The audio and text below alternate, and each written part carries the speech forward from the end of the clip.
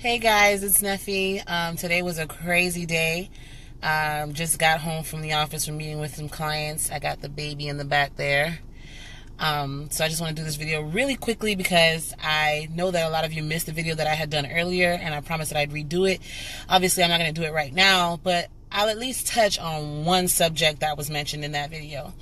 And that one subject is the Council of Nicaea. The Council of Nicaea, those of you who are urban apologists or people who often come in contact with the conscious community have heard the phrase Council of Nicaea probably 50 million times.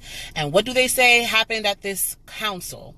The Council of Nicaea invented the Bible and Christianity and Jesus and all of those nice, wonderful things that they think happened at this council. But I just want to say that all it takes to clear up this misconception, because it is a lie, the Council of Nicaea did not invent Christianity nor Jesus. And all it takes to clear that up is a really quick Google search. And I know that Wikipedia is not a scholarly source, so I don't really recommend using Wikipedia to prove anything to anyone. However, even for the laziest layperson who just wants to investigate this matter, all you have to do is Google Council of Nicaea, and you will find that what the council was a gathering of over 300 Christians, including clergymen, people with official positions in the church. So tell me, let's reason from cause to effect here.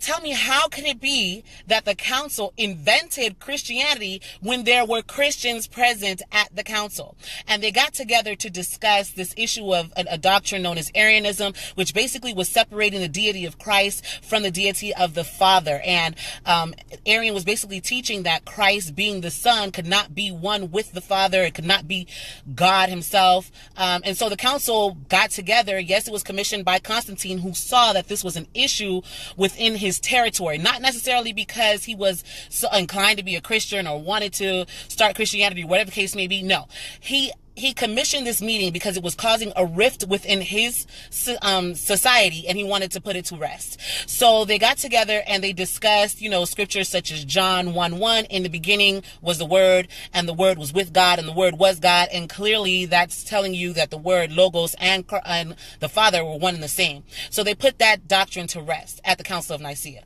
But again, just keep in mind that this is a gathering of Christians having a meeting about their faith.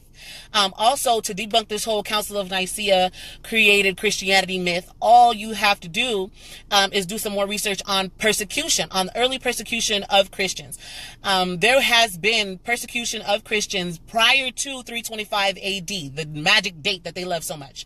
There was persecution of Christians, people who were being killed for professing the name of Christ at least 100 years before. You can Google the name Severus, Severus, was an emperor, a Roman emperor, who issued an edict basically banning Christianity and Judaism from Roman territories and persecuting them for such. So you had people who were martyred for believing and professing the name of Christ. And in Africa, no less. Now that's another thing. Let's think about that for a second, okay? If Rome created the Bible for the purpose of subjugating the masses, right? Because that's what Europeans do. They created the Bible and this whole religion to subjugate the masses, to perpetuate slavery, right? If they did that, why would they then turn around and have a Roman emperor kill people for professing the name of Christ? It makes absolutely no sense, okay? But again, people watch YouTube videos and they come across information that they've never heard before. I've never heard of this Council of Nicaea thing, and so you get really amped up and get excited or get confused, and they regurgitate the information that they've heard from other people without doing any investigation whatsoever. And as I just explained to you, all it takes is a quick 10 seconds. Google it right quick. You can Google it right now. I believe Facebook has this feature where you can just pop my video out as I'm speaking to you and do a Google search, and you'll find what I'm saying is true. Another thing that happened at the Council of Nicaea is people like to say that they put together canon, which they did. But there are two types of canon. There's canon, which refers to the Bible, which is the official doctrine that comprises the Bible. And then there's canon, which refers to church law. They put together church law. They put together the canon that would comprise, or some of the canon that would comprise the church law, but not the scriptures themselves. Because again, as I already stated, they gathered together to debate scripture. And so one of the laws that they put together, for example, was that a clergyman would not be allowed to live with women unless he was related to those women. Basically, basically saying that you're not allowed to marry if you're like a priest or whatever. So this whole Council of Nicaea thing has been argued ad nauseum. It's one of the linchpins of the conscious community at this time. Everybody holds on to it, but it's really easy to debunk. And it's kind of saddening, it's kind of saddening to think that, you know, something so simple is causing so many people to go astray, when all it really takes is some really quick individual investigation. There's more that can be said about this, but I promised I'd make this quick. So the last thing I'll say is that, you know, you guys know that I do this weekly archaeological hashtag Bible archaeology post that I do on Thursdays, where I basically put out archaeological facts that have been discovered that support the Bible.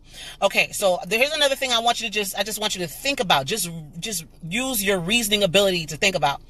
If the Council of Nicaea invented the Bible, which is the claim, how then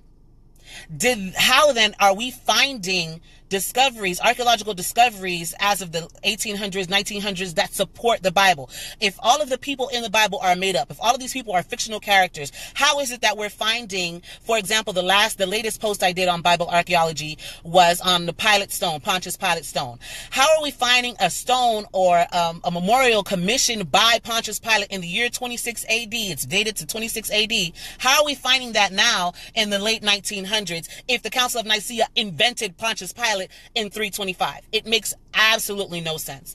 But once again, guys, I said I'd make this quick, and I just wanted to give you a little something to, you know, wet the palate a little bit. I'll be back. Much love to y'all. If you have any questions, comments, concerns, inbox me. You know I'm always here.